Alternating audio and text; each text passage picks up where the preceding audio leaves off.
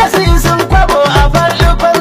zuwa ba ku sana'a bare a ce da kun yi kasuwa yau duk wata kaddara kusan kuwa ta boyuwa ku shaida mani ya akai ku kai da na banduwa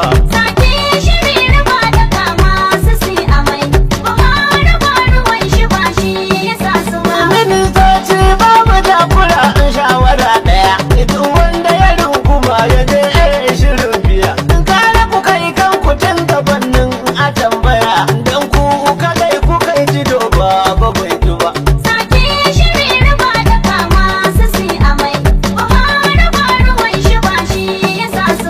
yau dai karshen tuka